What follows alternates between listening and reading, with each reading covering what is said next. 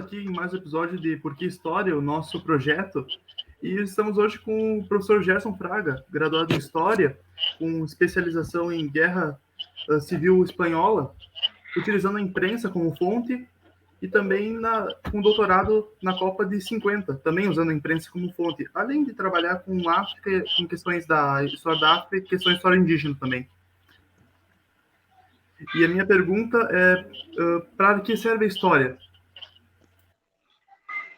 Sim! Vamos começar com pergunta fácil já, né? Olha, pode servir para muita coisa. Aqui é pedrada. Muita coisa.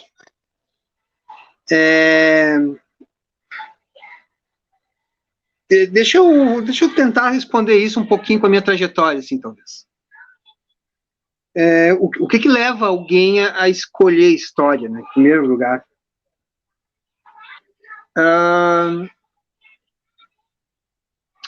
De toda a minha trajetória escolar, assim, as aulas que mais me marcaram foram as aulas de uma professora de história que eu tive na 7ª e na 8ª série, professora Luanda. Eu era apaixonado pelas aulas da professora Luanda, assim, apaixonado. Aula de 7ª e 8ª série. E depois, no cursinho, eu tive 3 professores de história, na verdade, que me encantaram, assim, e mais um de geografia.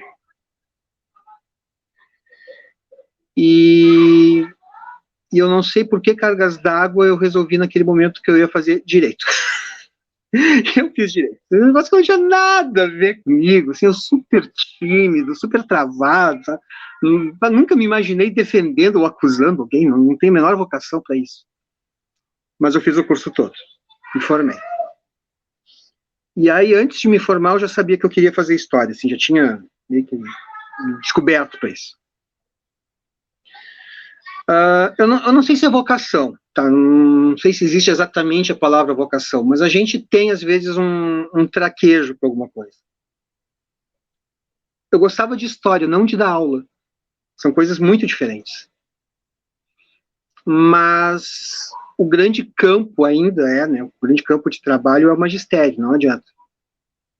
Por mais que a gente possa reclamar que ele está cheio, que o professor de história tem que se desdobrar em 50 escolas, essa coisa toda, que a gente não vai ficar rico e não vai mesmo, enfim, tá? Mas acaba sendo o grande campo de trabalho. E eu confesso para vocês que o magistério, para mim, foi uma segunda descoberta, sabe, que veio junto com a história.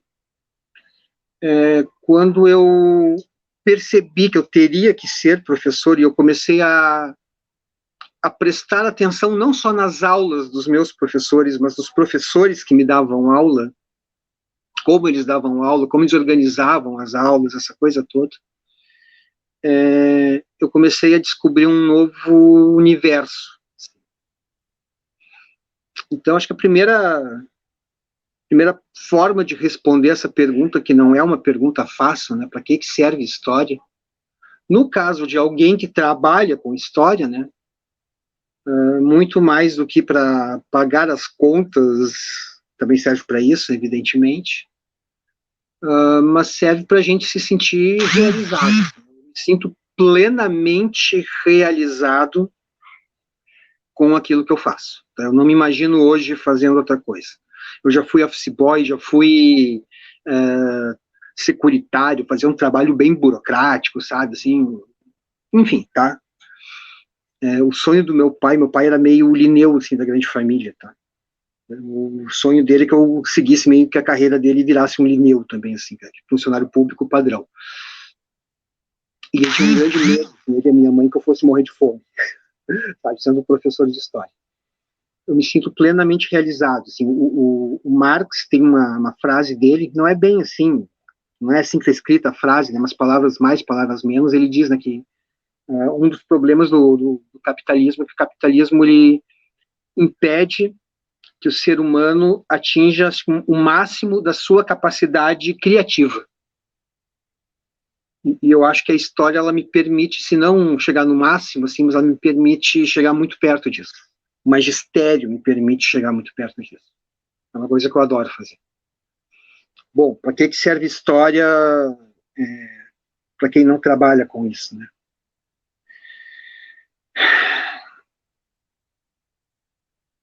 Tentando desviar da resposta fácil, que é aquela assim, evitar os erros do passado, aprender com o passado para não repetir os erros no futuro, no presente, essa coisa toda, até porque parece que isso é meio impossível.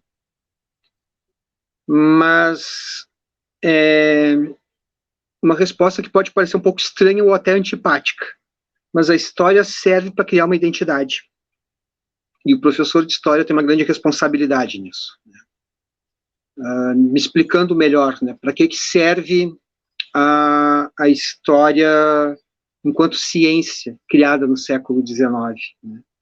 Ela serve para criar um passado comum para determinadas populações, ou melhor, para que cada população tenha o seu passado comum, o seu conjunto de heróis, o seu panteão de heróis, os seus mitos de origem, o seu passado, enfim, que lhe dá uma identidade. Né? A função do historiador é um pouco essa, ou pelo menos era essa, no século XIX, né? Criar esses mitos comuns, esses mitos de origem que pudessem conformar a identidade comum de uma determinada população, né? De uma determinada nacionalidade. E a gente tem que reconhecer que os historiadores foram muito competentes nisso. Né? A ideia dos estados nacionais vingou e a gente tem culpa no cartório. Hein?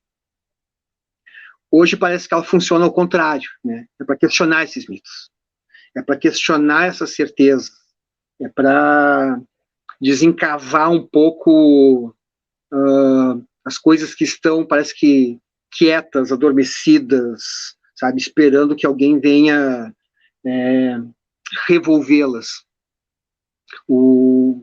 Tem um poema do Mayakovsky, aquele poeta russo, que diz que o mar da história é agitado. Né? O poema ficou muito famoso numa versão do João Bosco, cantor aquele.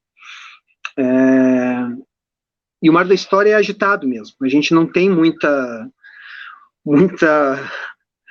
convicção das coisas que podem acontecer no futuro, mas a história nos surpreende. Né?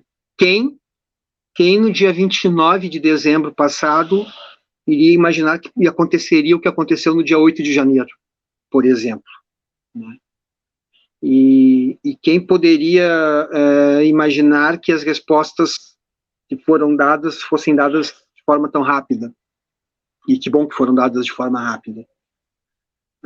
A história nos surpreende, de certa forma. Para que ela serve?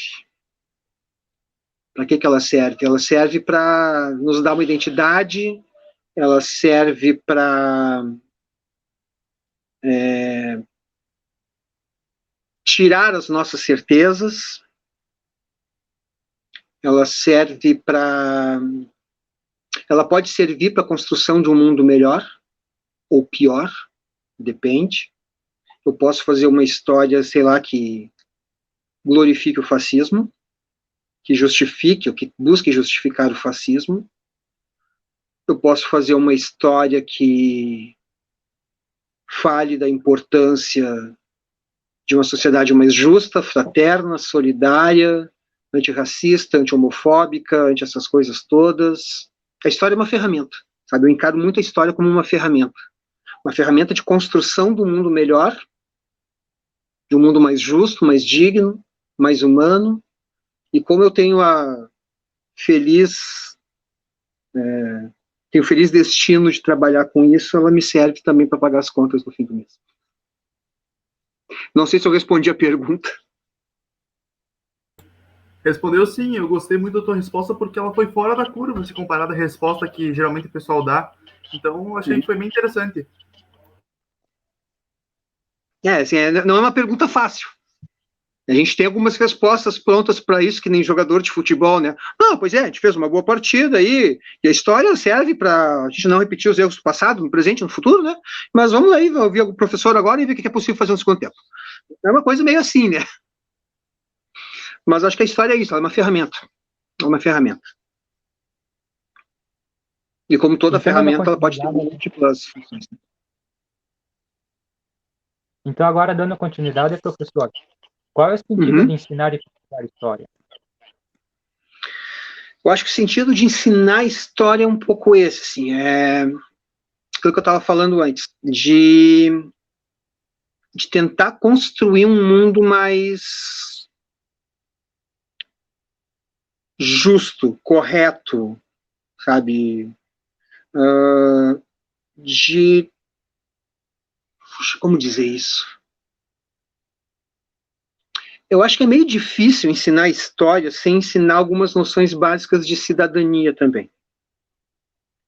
Isso pode parecer meio óbvio quando a gente trabalha no ensino superior, tá? Graduação, pós-graduação, que a gente já pega os alunos, tudo bem, eles estão em formação, mas já com uma cabeça mais ou menos formada, sabe?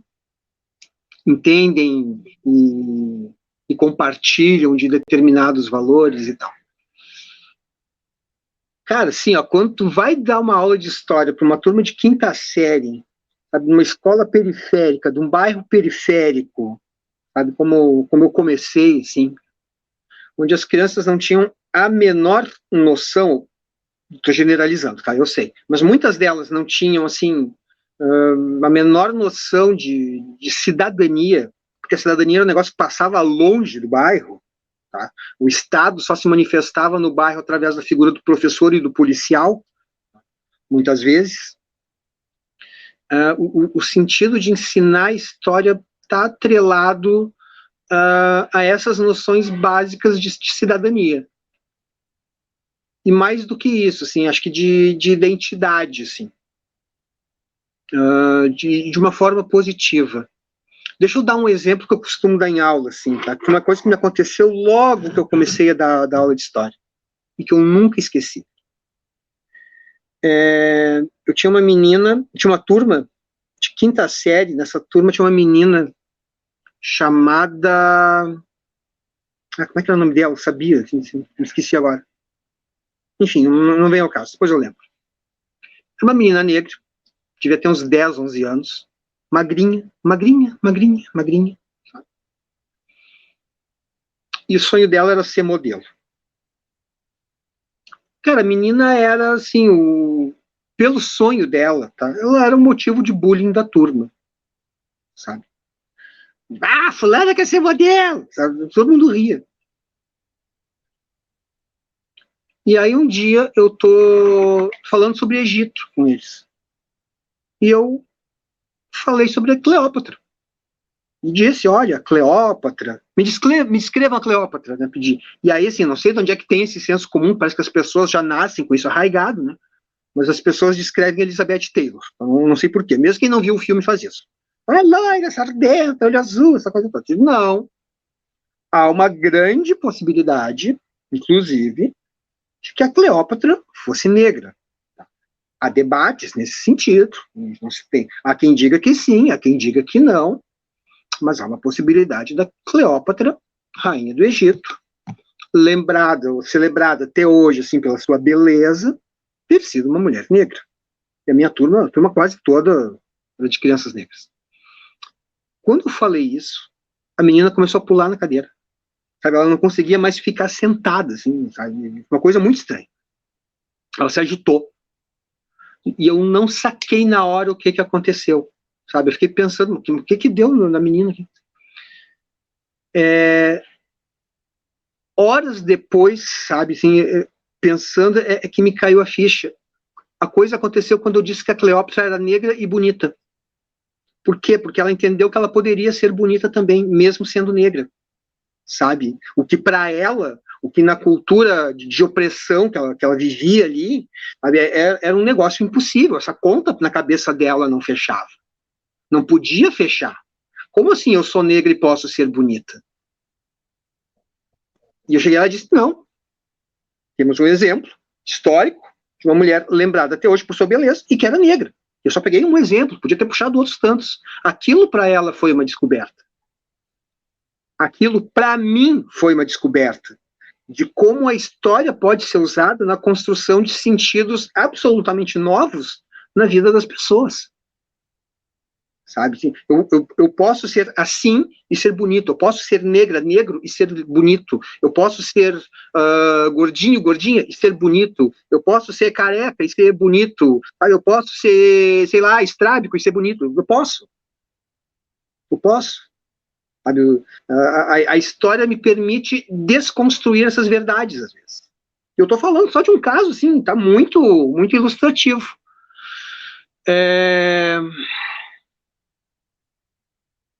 Eu acho que vou usar um termo acadêmico aqui, o grande barato de ensinar história é um pouco esse, sim, de fazer as pessoas poderem se descobrir. A história como uma ferramenta também para aceitação de si mesmo, aceitação do outro, e a compreensão de que através dessas relações de aceitação, a gente também consegue construir um mundo melhor, um mundo mais justo, um mundo, uma palavra importante que a gente tem que recuperar, tomara que a gente recupere, um mundo solidário, sabe? A importância da solidariedade, isso é uma coisa que a gente tem que ensinar nas escolas, isso é uma coisa que a gente tem que ensinar no ensino superior, a gente tem que lembrar disso. E a história ajuda a gente nesse sentido. É também uma ferramenta para se lutar contra as injustiças. Eu vejo um pouco assim. Eu estou parecendo meio idealista nessa entrevista, tá? Vocês me perdoem, por favor, tá? Mas é verdade, isso eu estou dizendo do fundo do coração para vocês, tá?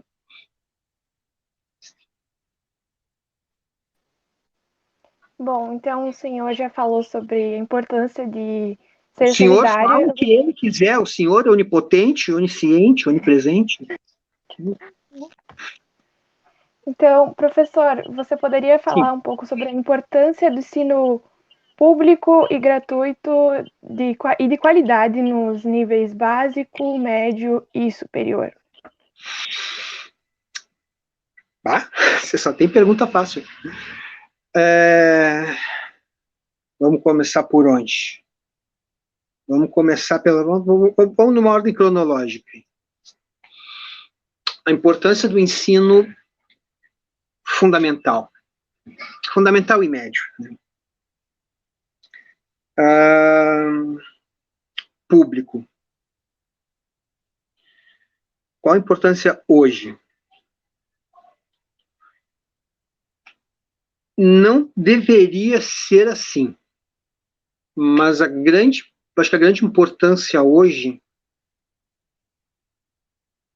infelizmente, está sendo, e tomara que isso mude um dia, poder oferecer uma possibilidade de reconstrução, correção, sabe, ou construção de novos rumos para pessoas que de outra forma estariam condenadas a repetir ad infinitum aquilo que foi vivido e experienciado pelos seus pais. Deixa eu explicar isso em outras palavras. Sabe aquela história assim, eu sou a primeira geração da minha família a chegar na universidade? Pois é, você só chega na universidade passando pelo ensino fundamental. E o ensino público, na maior parte dessas pessoas que dizem eu sou a primeira geração, e eu fui a primeira geração da minha família a chegar no ensino superior e concluir o ensino superior, tá? Vem do ensino público. Sabe? As trajetórias familiares de ensino privado normalmente não carregam consigo essa marca de ser a primeira geração da família. E o ensino público ainda possibilita isso, ainda é a porta de entrada para muitas pessoas que de outra forma não teriam condições para isso. Por quê? Porque estão sobrevivendo. E sobrevivendo como? Estão trabalhando. Trabalhando como? De quê? Sei lá, estão trabalhando de motoboy, de entregador do iFood, de office boy, que nem eu fui, sabe, de funcionário público, que nem o meu pai era, de costureira, que nem minha mãe era, sabe, esse tipo de coisa toda. Lembrando também que, constitucionalmente falando, é um dever do Estado, né? Lembrando também que, se vocês pegarem... É meio chato fazer essa comparação, não gosto muito, mas enfim, se vocês pegarem os países da Europa, mesmo Portugal, que é um país mais periférico, tá, assim, dentro da Europa, pessoas vão dizer assim, como assim pagar escola? Não faz muito sentido pagar escola para eles, porque eles têm a ciência e a convicção de que o ensino é um direito de todos e é um dever do Estado, sabe? O que pressupõe escolas aparelhadas, professores bem pagos, bem preparados, essa coisa toda, sabe? E é muito... deixa eu formular isso de uma forma simpática. Dane-se a simpatia. É muito perceptível que onde você tem um ensino público de qualidade, você tem uma população que compreende melhor e que aplica e trabalha melhor com os conceitos de cidadania. Eu poderia pegar um exemplo aqui da Europa, mas não vou. Deixa eu pegar um exemplo mais próximo aqui, tá? O ensino público no Uruguai ainda é um ensino de qualidade. Ensino público. As escolas públicas uruguaias são reconhecidas por serem escolas públicas de muita qualidade.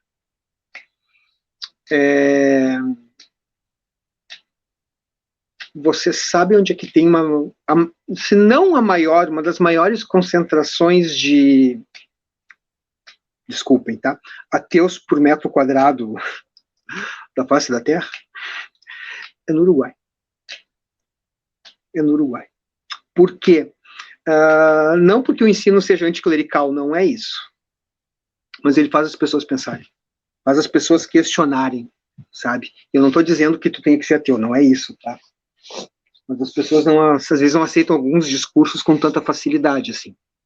Resultado, muitas pessoas moram em Santana do Livramento, Jaguarão, Chuí, colocam as crianças a estudar do outro lado da fronteira. Vamos estudar nas escolas uruguaias. Qual a importância do ensino público superior? É o mesmo. É poder oferecer para as pessoas aquilo que eu estava falando lá no começo, que o velho Marx chamava, né, falava, né, de as pessoas poderem desenvolver ao máximo as suas habilidades, as suas aptidões, né. No fundo, a ideia é um pouco essa, acho que o sentido é um pouco esse, de a gente poder proporcionar às pessoas que elas desenvolvam ao máximo aquilo que elas têm para oferecer à própria sociedade, né? Formando assim um certo círculo vicioso do bem, né?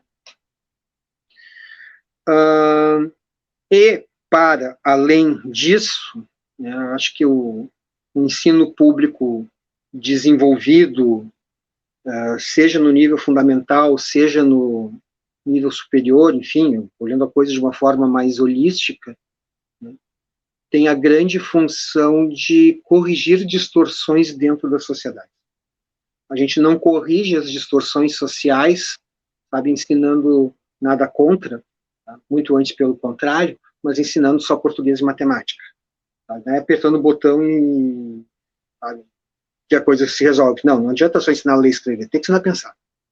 Tem que ter geografia, tem que ter filosofia, tem que ter história, tem que ter ciências sociais, tem que ter moral e cívica, tem que ser... Não, moral e cívica não, tá? Moral e cívica não. Nem o SPB. Bom, pode até ter, tá? Depende do enfoque que se dê. Não existe mais isso. Que eu sou do tempo da moral e cívica. Mas, assim, tem que ter ciências humanas, tem que ter filosofia, sabe? Tem que ensinar as pessoas a pensarem, a questionarem. E a própria forma com que as ciências, as duras, né, física, matemática, química, são ensinadas, elas podem abrir essas perspectivas também, depende muito de quem está ali na frente, né? Eu já tive professores de história muito conservadores, eu já tive professores de matemática, assim, que eram quase que revolucionários em sala de aula. Eu acho que a função do ensino é um pouco essa. A função do ensino não é exatamente ensinar, mas é formar. E formar o quê? Formar o bom cidadão. E o que é o bom cidadão? O bom cidadão é o cara que questiona. É o cara que furunga, como diz a minha avó. Sabe? O bom cidadão é o cara que luta por um mundo melhor. Aquele que sabe que a luta não termina, nunca, mas que ele está sempre está sempre ali, está sempre à disposição, caso seja necessário se colocar pela justiça, pela equanimidade, pela correção das coisas, enfim. Acho que é por aí um pouco. Se eu vou dar um complemento só à resposta aqui, tá?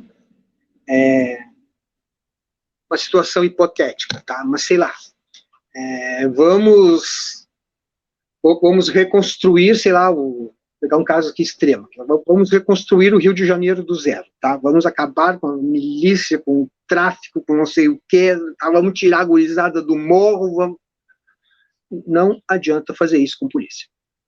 Não se faz isso com polícia. Se faz isso com polícia, professor, com médico, com enfermeiro, com gente construindo casa, asfaltando rua, sabe, botando linha de internet que não é gato para todo. É assim, sabe, com infraestrutura. É assim que a coisa acontece. E tem que ser um projeto de longo prazo. Ou de médio prazo, de médio a longo prazo. Não é no curto prazo que se faz isso. No curto prazo a gente constrói cadeia.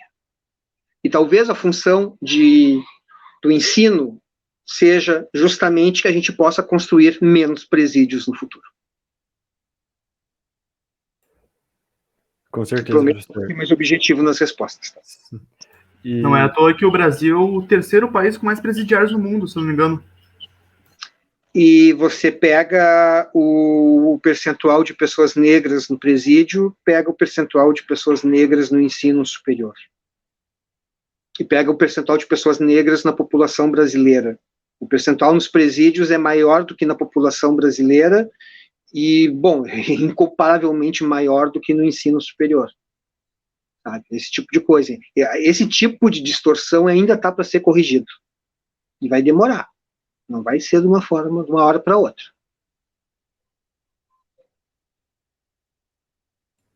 Bom, então, só para a gente dar continuidade aqui nas nossas perguntas, professor, o senhor foi um dos primeiros professores do curso de História aqui da... Vocês não vão parar de me chamar de senhor mesmo. Né? Desculpa, é costume. Mas você foi um dos primeiros professores do curso de História aqui da nossa universidade, da Universidade Federal da Fronteira Sul, ali no campus Erechim.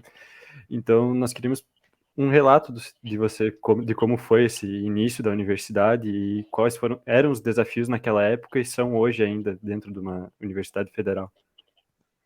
Cara, na época foi legal. Foi legal. Assim, a primeira coisa que eu fiz foi descarregar um caminhão.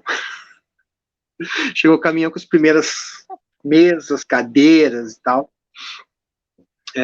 Tudo muito improvisado.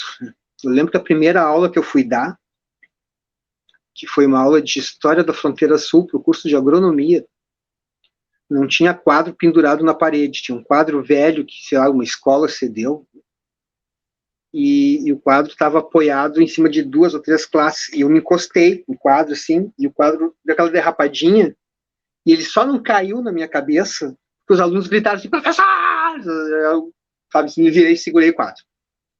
Mas eu ia ser literalmente enquadrado naquele momento. Eu nunca imaginei, sabe, quando eu me formei, depois fazendo pós-graduação e tal, de que eu ia ver uma universidade surgindo do zero. Nunca imaginei isso. Quando eu cheguei, sou do primeiro concurso, quem me recebeu foi o Paulo. Paulo era o coordenador acadêmico. E eu olhava assim, de cara, não tem sala de aula, não tem biblioteca, não tem nada. Isso aqui não vai dar certo, sabe? E era fevereiro, começo de fevereiro, final da primeira quinzena de fevereiro, entrei dia 10 de fevereiro. E as aulas começavam no final de março. Isso, acho que foi isso. Né? E as aulas começavam no final de março. Ou eu entrei, não, acho que era no começo de março quando eu entrei, isso. E as aulas começavam no fim do mês. No começo de março. 10 de março eu entrei. E nos primeiros dias não tinha nada. Não tinha nada, assim. E eu pensava, cara, isso aqui não vai dar certo. Não vai dar certo. E começaram as aulas. Entrou a primeira turma, que era uma turma muito boa de alunos. Muito boa de alunos. tenho muita saudade deles, assim, como turma, e gosto muito de todos eles. Assim.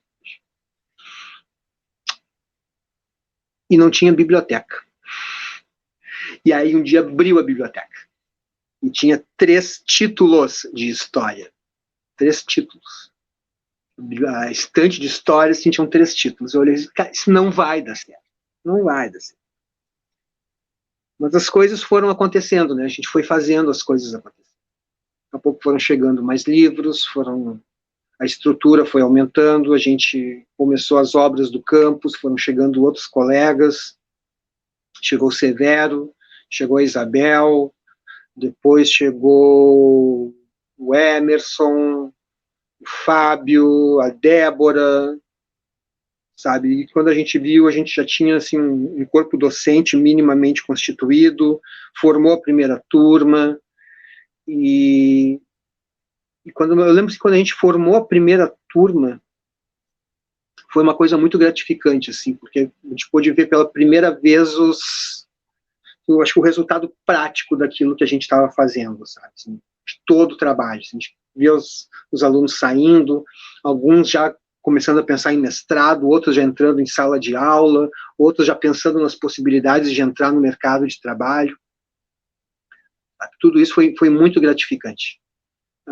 Começar os projetos de mestrado também, começar a pensar os cursos de pós-graduação, tudo. Eu costumo dizer assim que se eu tivesse que escolher uma universidade para trabalhar assim de todas onde eu me meti para fazer concurso, e olha que eu fui até Maceió para isso, mas acho que eu escolheria o lugar que eu estou hoje. Embora eu tenha errado na hora de fazer a inscrição, porque eu queria fazer a inscrição para o campus Chapecó, que era 3 vagas, e Erechim era uma só, mas eu me confundi na hora de preencher a ficha, tá? E eu preenchi Erechim, achando que era 3 vagas, tá? Mas, enfim, tá com a minha nota em Chapecó, eu seria o 4º colocado, em Erechim eu fui o primeiro. Então, fiquei com a vaga e chamei assim no começo mesmo. Depois de ser chamado lá, mas confesso para vocês que eu prefiro mesmo trabalhar em Erechim, onde eu gosto. Mas, assim, eu acho que tem uma outra historinha, assim, né? Uma imagem que nunca me sai da cabeça também, assim, da importância da universidade ali, que é o fato de que muitos dos nossos alunos, não sei se é o caso de vocês, mas muitos dos nossos alunos não fariam o ensino superior se não fosse a nossa presença ali. 2 historinhas que me ocorrem, tá? Acho que elucidam muito bem isso. Bem rápidas, tá? A primeira, quando a gente estava fazendo as matrículas das primeiras turmas, lá em 2010, eu sempre me lembro, os professores estavam ajudando os técnicos ali e tal, o corpo de professores e técnicos era bem pequeno aí. E eu lembro que chegou uma família, assim, chegou o pai, a mãe e a filha. A filha era aluna da arquitetura. Bom, os pais chegarem junto com a filha para fazer a matrícula, sabe? Nada demais. Mas o pai e a mãe estavam usando uma coisa que era para marcar a identidade deles mesmo. Estavam usando chapéu de palha. Aquilo me chamou muito a atenção, sabe? O porquê daquele chapéu de palha, se eu não me engano, eles estavam até de chinelo de dedo. Para marcar que eles eram agricultores. Sabe? Para marcar essa identidade, essa posição. A gente está aqui a partir de um determinado lugar que é o campo. E mesmo assim a gente está trazendo aqui a nossa filha, que vai se matricular no curso de arquitetura, essa coisa toda. Eu tenho uma certa convicção de que talvez aquela menina não fosse cursar ensino superior em outro lugar. Tá? Mas se essa aí é uma convicção, uma certeza que eu tenho foi de uma colega de vocês, da turma de História, que uma vez, uma pesquisa, assim, eu levei... Tinha 3 alunos que eram bolsistas minhas no projeto, e a gente foi fazer uma entrevista num galpão de reciclagem de lixo, aí em Erechim, ali na Arcam. E quando a gente terminou a entrevista, entrou no carro, a menina começou a chorar. E tá, o ambiente é meio pesado mesmo, assim, reciclagem, né? O que houve, fulano? Ela disse que lembrou do pai dela. Eu, tá, desculpe, o que tem o teu pai? E aí que eu fui descobrir um negócio que eu não sabia. Ela morava, né, numa cidade próxima, em Erechim, uma cidade dessas bem pequenas mesmo. E o pai dela era o lixeiro da cidade. Ele era o cara, só ele que corria atrás do caminhão e recolhia o lixo de todo mundo, sabe? Essa eu tenho certeza que acho que não faria o ensino superior em outro lugar. Ela é professora hoje. Sabe? E foi uma aluna assim, ó, fora da curva de tão boa. Fora da curva de tão boa em todos os sentidos. Sabe? Nota, participação, leitura e tal. Não tenho dúvida que faria o mestrado em qualquer lugar, ela fez com a gente. Não tenho dúvida que ela pode fazer um doutorado em qualquer lugar, a hora que ela quiser. Mas eu também não tenho dúvida da importância que a gente teve em possibilitar esse passo da formação para ela. E aí não é mérito nosso individualmente, sabe? Não é mérito de cada professor, tá certo? A gente participa disso enquanto professores, enquanto educadores. Mas isso é mérito de um projeto de ensino, é mérito de um programa de governo, sabe? De um programa de expansão de universidade. A gente tem que pensar nisso também.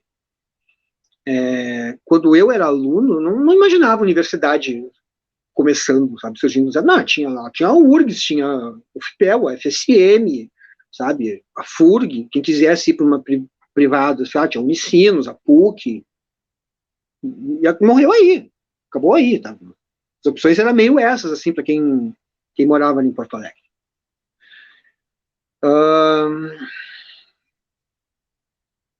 E felizmente a coisa mudou um pouco de figura. Claro, falta muito, falta fazer muito ainda.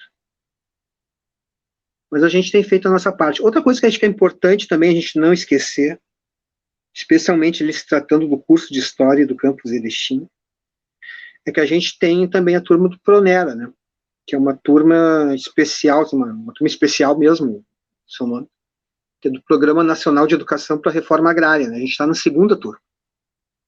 A primeira turma tinha alunos de todas as regiões do Brasil, todas, que cursavam as aulas em regime de, como é que eles chamam? Ah, meu Deus, fugiu a palavra agora.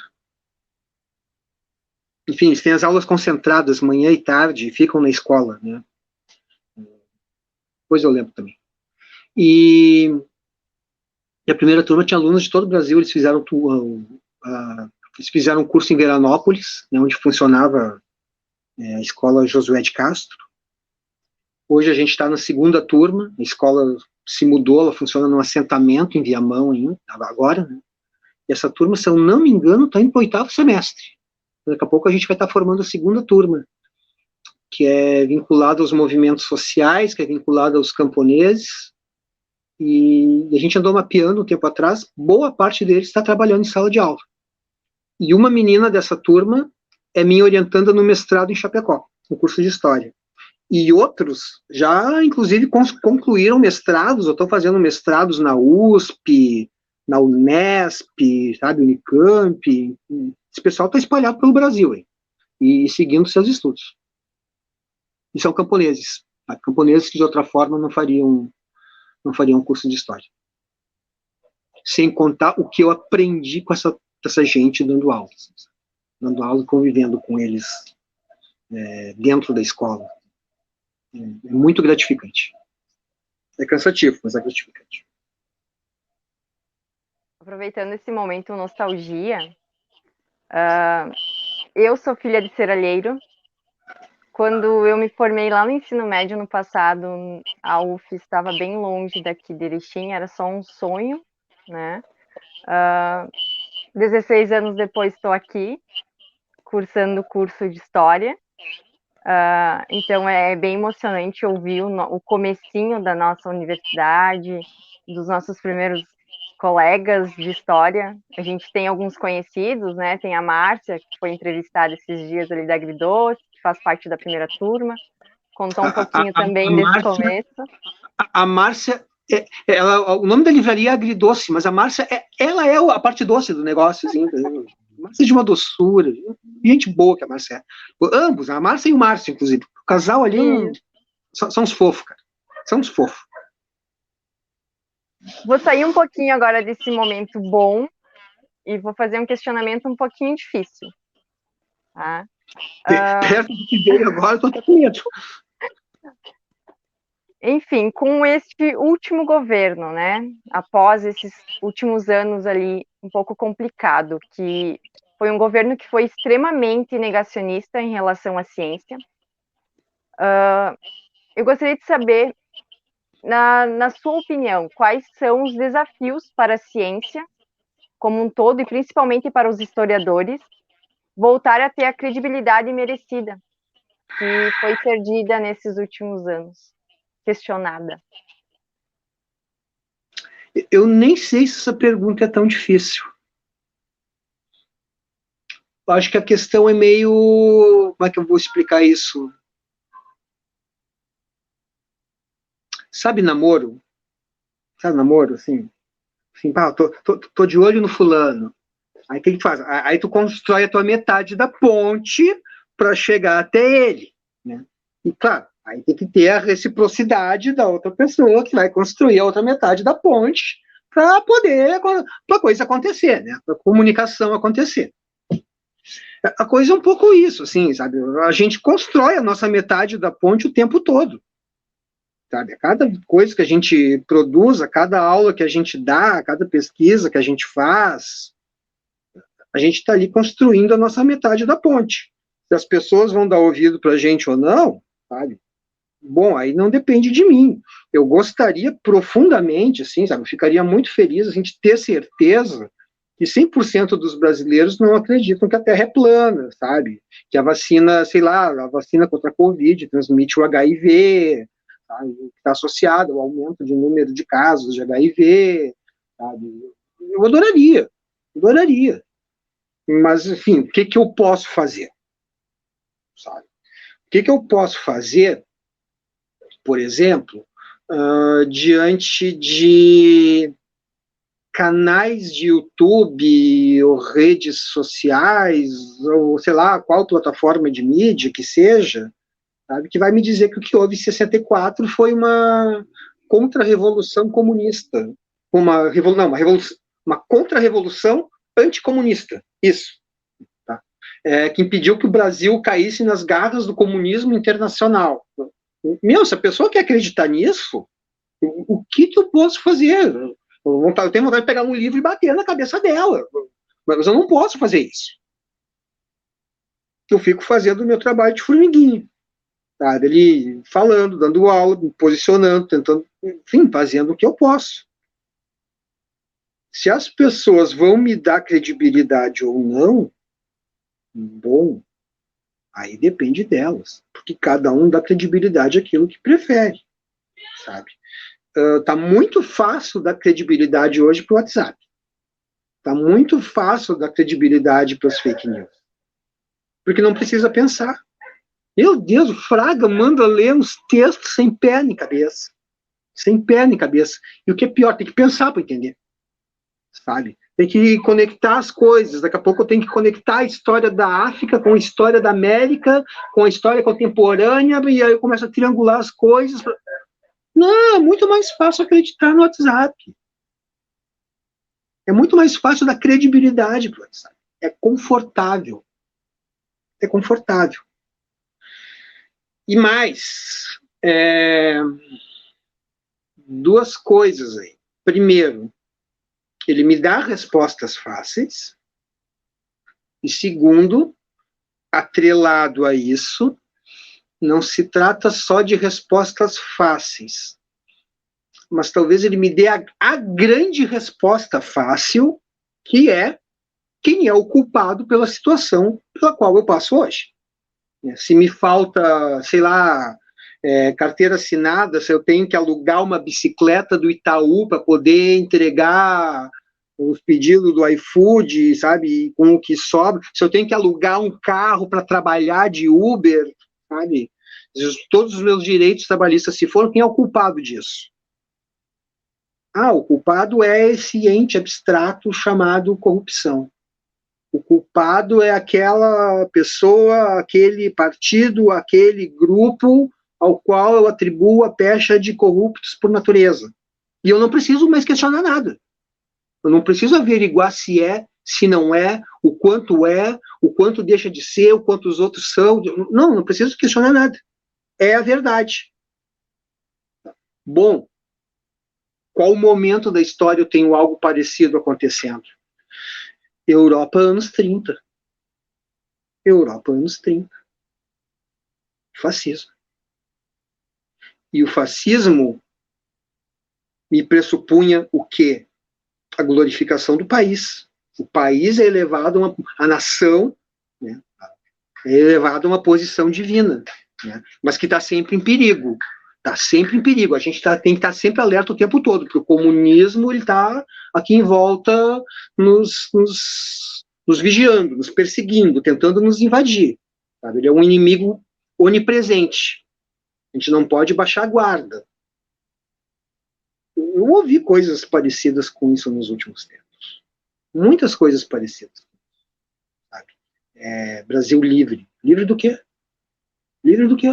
Me diz, livre do quê? Sabe?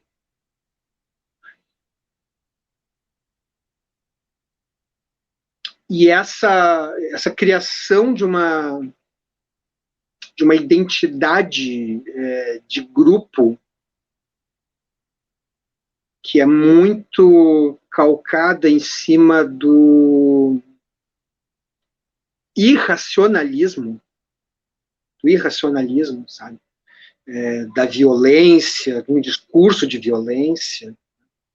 São estratégias do fascismo lá nos anos 30, que foram recuperadas agora. Foram retrabalhadas, foram reutilizadas. E um dos ingredientes disso é justamente negar o conhecimento, negar a ciência, sabe? Tanto as ciências humanas quanto qualquer outro campo do conhecimento que possa ser visto como perigoso. Tá? O pessoal da saúde pública está mandando fechar tudo, não, estão recomendando, tá? Fecha tudo, porque senão o raio do vírus vai se espalhar, vai matar 10 mil, 20 mil, 30 mil. Não vamos nem pensar em 700 mil, né? Não, o pessoal da saúde pública quer acabar com a economia. Deve ser culpa dos médicos cubanos que chegaram aqui e inocularam o vírus do comunismo na cabeça deles. Esse tipo de coisa eu ouvi. Então, assim, a nossa metade da ponte no namoro, na relação, a gente faz. Se as pessoas querem nos dar credibilidade ou não, eu não posso fazer nada. Tá? Me escuta quem quiser. Quem não quiser, não me escuta. Tudo bem, não posso fazer nada. Mas, voltando à primeira pergunta, para que serve a história? É uma ferramenta. Eu estou possibilitando que as pessoas tenham essa ferramenta para poder interpretar a realidade, interpretar o mundo. Se elas não querem fazer uso dessa ferramenta, tudo bem. Eu estou fazendo a minha parte. O que podemos fazer para recuperar a credibilidade? Fazer o que a gente sempre fez. Dar aula, trabalhar, fazer pesquisa, ocupar os espaços, os espaços que nos possibilitam na mídia, os espaços que nos possibilitam, sei lá, na televisão, no jornal, na internet, onde for, ocupar esses espaços, falar, se posicionar, sabe? Não deixar passar essas oportunidades, elas são importantes. Né? E quando necessário, enquanto possível, oferecer o contraponto. Oferecer o contraponto, sim. Por mais que as pessoas possam dizer depois que a gente é os chatos da história, né? Os antipáticos da história. Seria um bom nome para um podcast também, os chatos da história. Seria uma ideia que o professor podia ter dado no começo do nosso projeto. Professor, a gente agradece imensamente pela disponibilidade e atenção, por ter aceitado... Eu que peço desculpas pelo barulho todo aí, tá? No começo. Imagina, isso faz parte do nosso dia a dia. E a gente fica muito feliz mesmo, de coração, assim, por ter aceitado fazer parte desse projeto. Mas, Espero, nós estamos ansiosos para as aulas, né?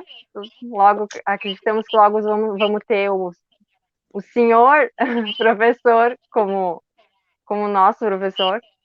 na Então, terceira semana já vão estar querendo fugir, tudo bem. não, vai ser. Todo mundo elogia muito e acredito que a gente também vai ter uma bela experiência aí pela frente. Posso dizer, Obrigado. acredito que por todos.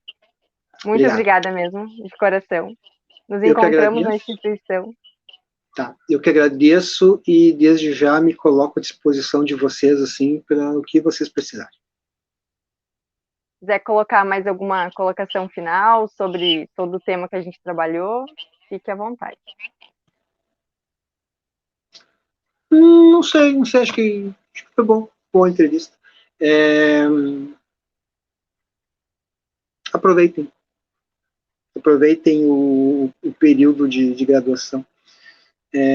Vocês têm muitas ferramentas hoje que eu não tinha, né? A gente vai ficando meio velho, vai ficando meio saudosista assim também. Mas eu basicamente na minha graduação eu tinha aula, texto, professor, cuspe e giz, assim, era o que eu tinha. Volta e meia alguém aparecia lá com umas lâminas, sabe, que são uns slides ou às vezes passavam um filme e tal. Esses negócios de podcast, para nem pensar, essas coisas não existiam tecnologicamente falando, tá? E hoje vocês têm um nível de possibilidade de trabalho, de mostrar o trabalho de vocês para o mundo todo, né? Que alguns anos atrás era inimaginável. E isso é muito importante para a formação.